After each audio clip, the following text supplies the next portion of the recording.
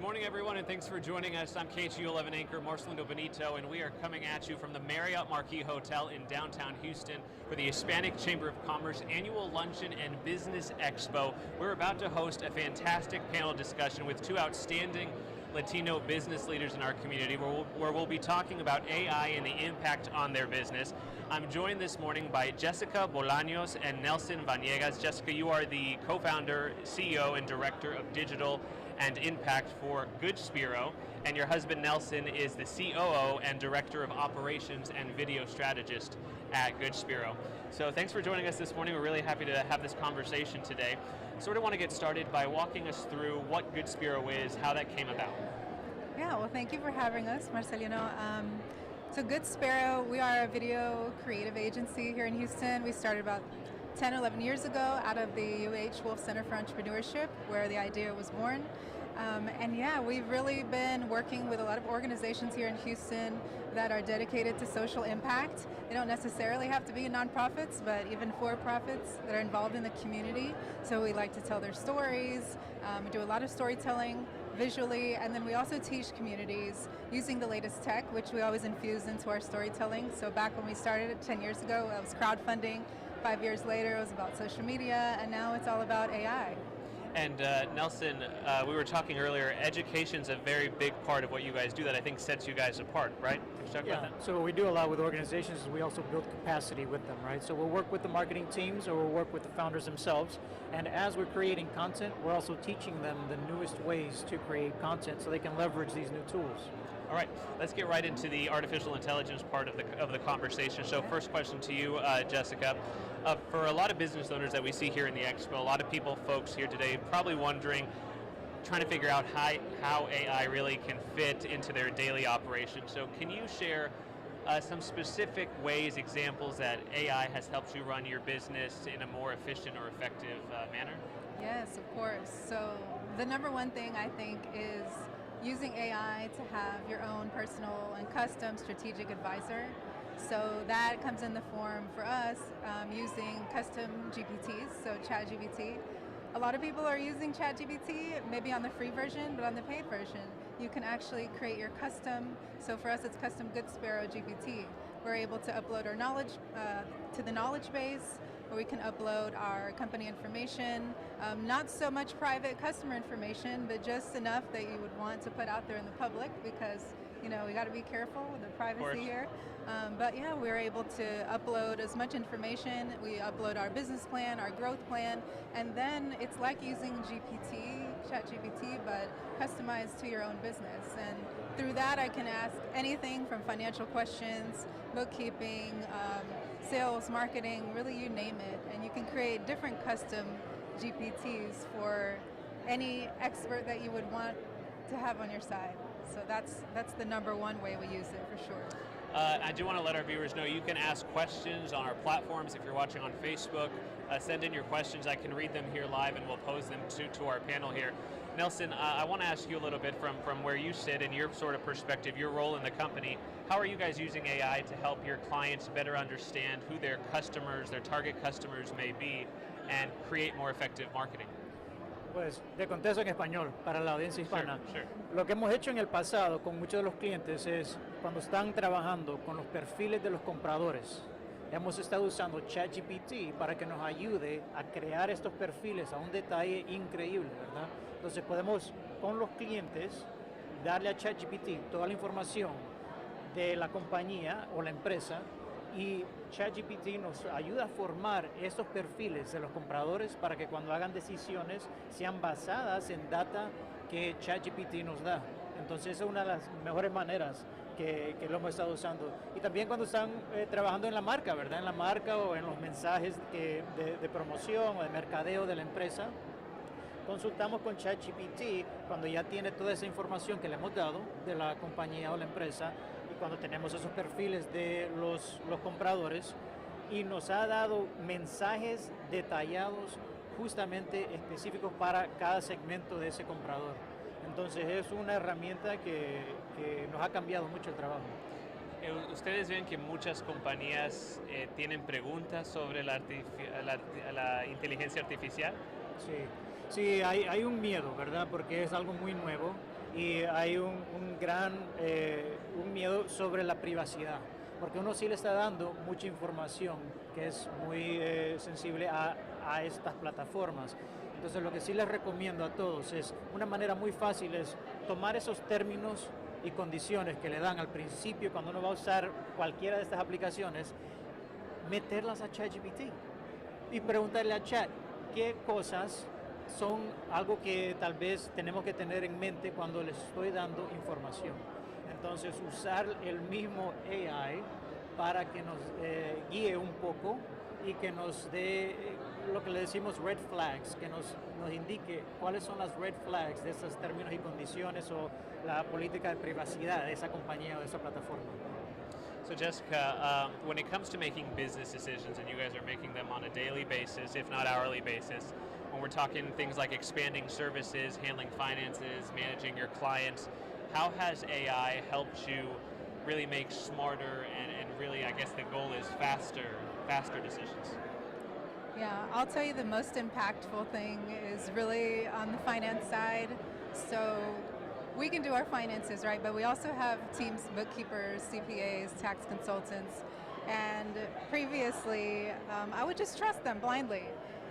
After I started using AI, I would be in a meeting with ChatGPT on the phone. Anything that was said, I was typing it in to make sure all was good. I found out in that process that a lot of mistakes were being made and I could flag them immediately versus when, maybe my bookkeeper says something I don't understand and I might have to take a note and get back to them later, but I didn't feel as empowered as I do now with AI, and I've actually had to let go of bookkeeping company that we previously had because I was catching so many mistakes with my AI assistant. So that has been the most impactful. Other than that, we've also used it for market research. So we last year we expanded our services, and we did use it a lot for really finding out more about our market. We did use resources out in the community like the SBA, SBDC, but we were able to do that also on our own with different AI tools. So that was really helpful. It helped us do our website copy. It helps us do our sales, lead generation, all kinds of things. I'd asked Nelson a question in Spanish. I want to pose it to you in English. Could you talk some about how much interest there is out there from clients and other business owners in terms of artificial intelligence? How many questions there are? Because as Nelson mentioned in Spanish, it is a budding field that's constantly changing, by the hour. Yeah, the number one question I think people have is, even a lot of people have by now dabbled in at least ChatGPT as minimum, but they're really not sure how to get the best use out of it. A lot of people feel like maybe they ask questions, but they're not getting the right answers, or it doesn't feel, it's kind of generic. To that, I really guide everybody to really learn prompting and how to prompt whatever AI platform you're using. That's the challenge I find. Yes. Prompting is the most difficult thing. Yes. Because the options are endless, really. Yeah. I mean, there are a lot of resources out there you can look at, but it's kind of hard to know what to even Google to figure out what's a good prompt, right? So we do have like a core framework that we use, and it's eight-step framework. It's the why. We always start with the why whenever you're prompting. So why are you even asking ChatGPT or whatever platform you're using for the prompt itself? What is your goal? What's the outcome? And you always start with that. It matters. The first thing that you say is the most important. And so then the what, that's what exactly you're trying to do. So is it creating a LinkedIn post? Specify that. There's the who. So who do you want the AI persona to take the expertise of? If you want it to be a data scientist, you say act like a data scientist. I would even go further and say with 20 years of experience in a certain field. So it really takes on that persona and expertise of that expert, and then say who the audience is. So it knows exactly how to word things and how to word the response. Give it examples. So show it what success is in the generation that you're going to receive. So there's a lot of different things that you want to include, and it does get a little lengthy, so you got to really, but if you include all of that, you'll get a much better response. Yeah, if you figure that out, the rest sort of can figure itself out Yeah, as exactly, well. yeah. Nelson, I want to get back over to you. Obviously, you guys there are a content creation company. So many small business owners, struggle with constantly creating content all the time. I assume it's a pressure as well to just get it out on a consistent basis. So businesses want to produce that content faster. There's that pressure to do so. How is AI helping you do that, and how do you think others here at this Expo can sort of do the same? Una de las cosas que hemos hecho con muchos clientes es crear algo que se llama un gemelo digital. Entonces imagínate, para no tener que grabar cada video, parar tu día de trabajo, ponerte enfrente de la cámara, empezar a grabar, solo tenés que grabar una vez. El AI te aprende cómo te mueven las manos, tu voz, como las facciones de tu cara, ¿verdad? Y después todo lo que tenés que hacer es darle un guión de lo que querés que diga tu gemelo digital y te genera un video que se parece exactamente a ti, con tu voz y todo, y además en cualquier idioma. Entonces imagínate ahora las audiencias o los compradores que puedes acceder con esta herramienta, porque te deja hacer videos en cualquier idioma y te ahorra mucho tiempo, ¿verdad? Esa es una de las cosas. La otra cosa también que estamos haciendo es ayudándoles a ellos a crear cosas muy básicas. A veces tenés que crear una imagen para un newsletter que vas a poner o una promoción. Para crear imágenes ahora todo está adentro y tú puedes escoger ChatGPT, Gemini, cualquiera de estas plataformas ahora te dejan y te ayudan a crear este contenido que son imágenes, textos, audios, cualquier cosa así que es contenido te ayuda. Entonces es cómo los podemos empezar a hacer esos hábitos de usar ChatGPT como tu partner de contenido. Just for the record, I understood everything he said. I do speak Spanish, but if you could answer that question in English too, so Sure. our English viewers can understand. For our English speakers, one of the more exciting things we're doing are the digital twins, right? So imagine not having to record a video again. So all you do is you feed the AI some video of you speaking. It'll learn your mannerisms, your hand movements, your tone of voice, and then all you do, once it learns you, it creates your digital twin. You just give it a script in any language, and it will generate a video of you speaking that script with your voice, with your likeness and everything. So it saves a ton of time, and for people that don't like to be in front of the cameras, it's a lifesaver. So that's one of the really exciting things we're doing for a lot of CEOs, and just anybody that wants to just avoid having to be in front of the camera for these videos that they're creating, right? And it'll let you reach all these different audiences in any language, because you will start speaking Mandarin if you want, right? Quickly. Another thing is just getting into the habit of how do you make AI your content partner. So have it help you create these images that you need, and you might need them for a newsletter. You might need them for a social media post. You might need a blog that you take and then turn it into multiple social media posts. So just getting into the habit of viewing these ChatGPTs or these Geminis or any of the other AI platforms out there. They're all starting to be able to be these content partners with you. You don't have to rely on them 100%. I never recommend copying and pasting anything, but it could get you started, right? It could get the ball going, and then you just tweak it to give it your own personal voice, and then post. Jessica, a lot of folks probably hear all these things and they're like, wow, they're doing so much. They have a great handle on AI. But give some business owners some perspective in terms of, I'm just curious, this wasn't something that you guys picked up overnight. How long has it taken to develop and to get to where you are in terms of a knowledge base with AI and implementing it into your business? Yeah, we started really using it in our business during the pandemic. Actually, Nelson told me probably 3-4 years before the pandemic, hey, AI is coming, we need to get ready, it might take our jobs, kind of that conversation. And so as soon as we saw the first creation platform, which was, at the time, it was Descript. So Descript is a video content tool that basically does a lot of the editing for you. So you can upload a video, and that would used to take us maybe like 2-3 weeks, sometimes even longer. It did it in like a few minutes, and it would, remove the filler words. So if anybody in an interview said or took a long pause, and you could just click one time and it would just remove everything That's for you crazy. automatically. Yeah. Or as long as we had a few minutes of somebody speaking. In the past, we would have to go back and either re-record if they messed up and it was really important, or we would just have to cut it out. Well, with the script, as long as it had enough content, it already learned the speaker's voice, and so we could literally delete. And this is with text, I don't even have to be a video editor. I could just, as long as I can delete text, it would delete the video, and I can just write in exactly what I wanted that interviewee to say, Wow. and it would fix it for him.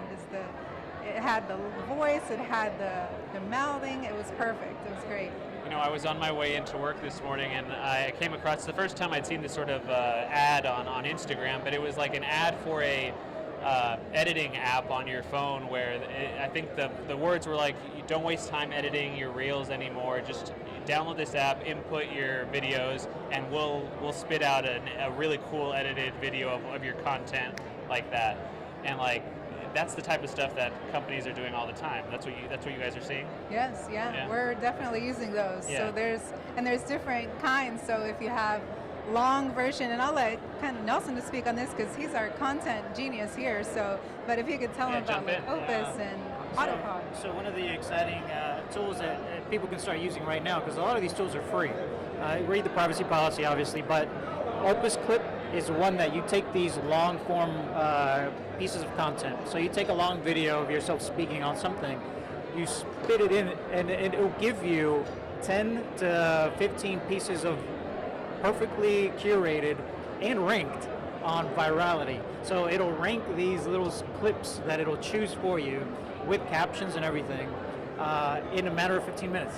So it used to take us like 3-4 days to take an hour-long video and find these pieces to make social media clips. Now Opus Clip can do that in 15 minutes. So it's saving business owners a lot of time, and even if they're not themselves using it, right? But let's say they have an editing team. I mean, those man hours are just a lot smaller now, right? So you can do a lot more output with the same amount of effort in the beginning. So Opus Clip is amazing. Another one, ChatGPT for scripting. So if you want to make scripts, right, and have them SEO optimized because you know you're going to repurpose it on your website or blog, you just tell it, this is what I want, this is what I want to talk about, maybe give it some examples that you find online, and it will spit out these really neat scripts for you, and you just go in and edit. Autopod too, right? For the Autopod is amazing for people that are a little more into the editing, right? So let's say you are using Adobe Premiere to edit some of your videos. Which we use all the time at the station. Yeah, perfect. So Autopod would be great if y'all aren't using it already. It automatically goes and it'll cut. Let's say you have a wide shot and then you have close-ups of each of us. It will go and go through all of the footage and cut from you when you're speaking, cut to me when I'm speaking, cut to the wide naturally, and then cut in as everybody's talking and generate your captions and all that.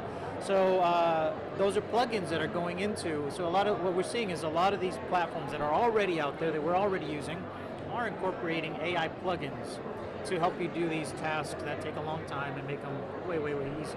And at the end of the day, time is money for business owners. I mean, we've heard that old adage for many years, and it could not be more true.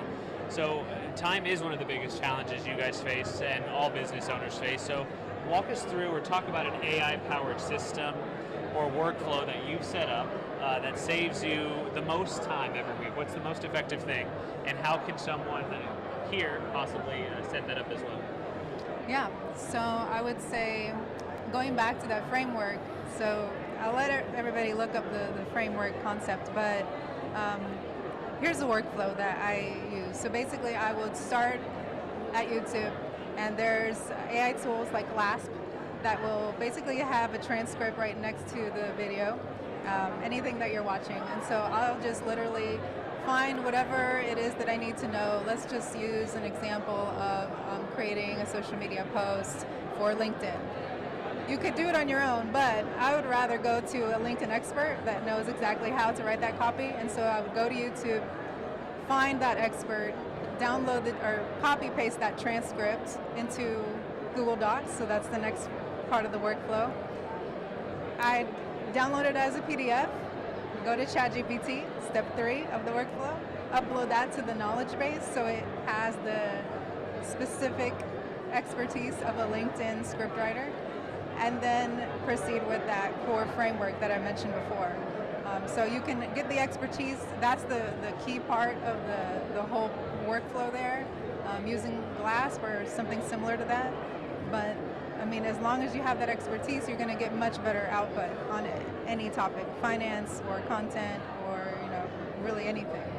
Can you, either one of you, quantify like how much time has been saved or is saved on a daily or weekly basis by all the different artificial intelligence tools you use? That's tough to say because it's touching each part of our operations. So on the content creation side, what used to take us weeks is now days. On the client acquisition side, what used to take us also months is now a week. So the savings are, the time savings are incredible. And with the same amount of people, you can just output so much more. So it's hard to say the exact hours. I'd love to see if there's an AI that'll help us come up with some numbers. There probably is, for sure. Is. Nelson, si podría platicarnos sobre el público, la gente que trabajan para estas compañías grandes o pequeñas. ¿Tienen miedo de la inteligencia artificial? ¿Están intimidados por lo que puede hacer y cómo incorporarlo en su negocio? Sí, hay mucho miedo porque siempre es un peligro de privacidad.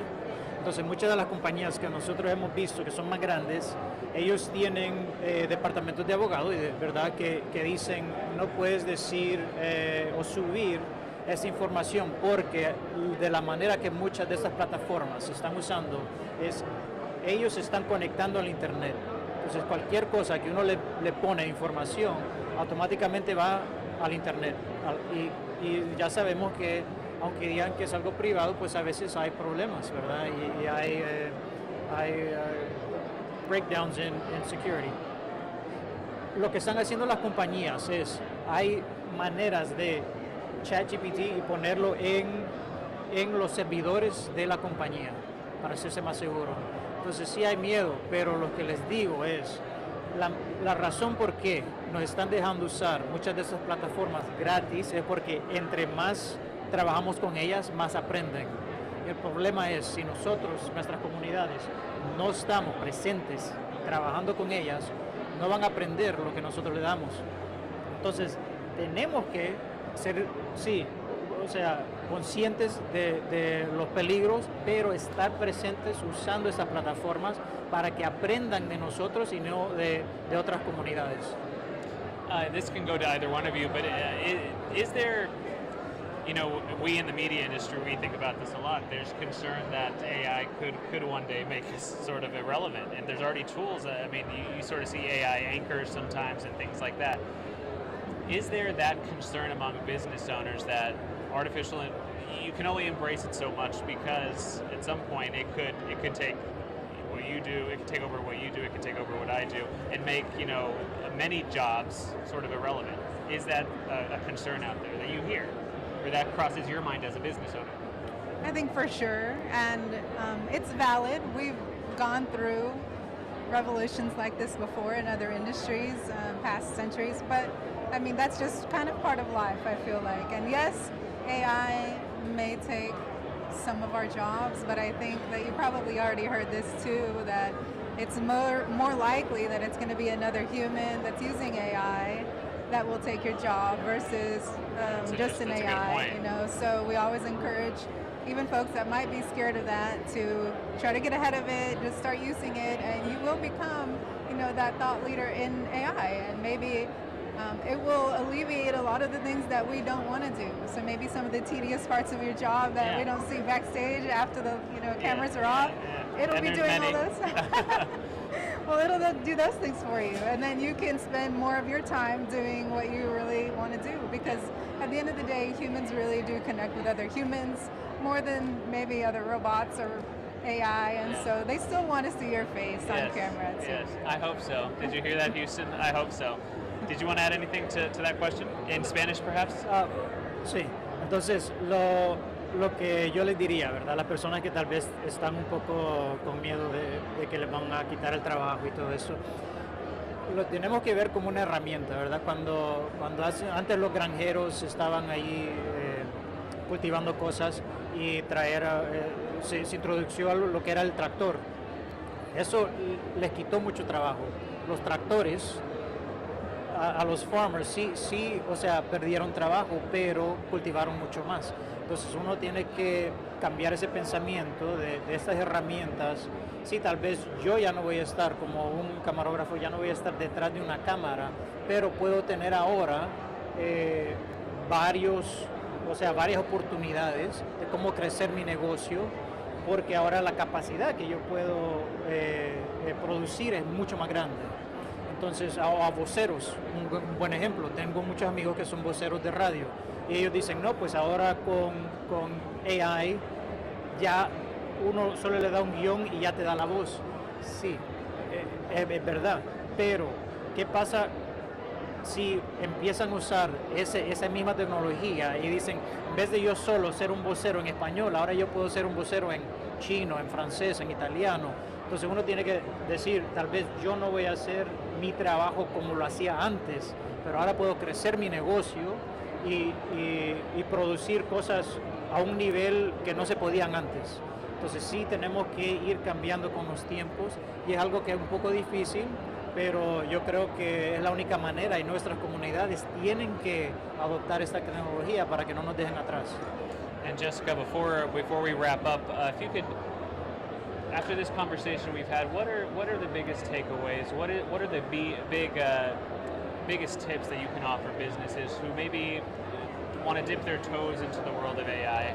What is the best thing they can do to get started? What's your biggest advice to them if they want to sort of dive into this world a little bit more? I would say definitely to use it. You can spend a lot of your time researching or reading or watching YouTube videos, and that's great, but there's nothing like getting your hands-on experience using AI, so just pick a tool and dive right in. I mean, that is the best thing you can do, and pick multiple AI platforms because you never know which one is going to really serve you in your business. So just, I guess I would start, maybe ask ChatGPT, hey, give me a list of like all of the best AI tools that I could use in my business. After you create your custom GPT so it knows you better and knows better things to refer to you. Sure. And Nelson, en español? Yo creo que lo importante es ver que nuevas tecnologías traen nuevos problemas y nuevos problemas en realidad son oportunidades para crear empresas o soluciones nuevas que nos pueden mover adelante. Entonces eso es lo más importante. And real quick, give people, do you believe this has revolutionized how you do business in your personal life? It's definitely been life-changing in terms of how the business is operated. It's that monumental? Oh yeah, no, this is the biggest thing that's happened in, I think, our lifetime. Probably, I would say it's going to be the biggest thing in our lifetime period. Not just for our business, but our life. Like literally, it's changed our whole life, our business, everything we do, you know, at home or in the office. It definitely has changed how we work, how we work with each other. I mean, AI is probably the reason we're here today, and obviously this is an AI panel, but I mean, even look, these are my smart glasses that I'm using now. Those are smart glasses. These are smart glasses, so it has AI in the side, and it speaks to me. It knows, it has a camera in there, so it can see everything I'm doing. I can ask my AI glasses anything that's happening. If I don't know how to do something in front of me, I can be a carpenter if I really wanted to. Yeah. I just ask AI in my glasses, hey, help me build this. I mean, it's really transformational. Game changer. Tools, Yeah, yes. and you're fully embracing it. Oh, And yeah. just like Good Spirit Ways, companies out there can do the same thing. We want to thank you for joining us on KHOU 11 Plus, and remember, you can catch this if you missed it. It will be streaming on our KHOU 11 Plus app. Thanks for joining us this morning.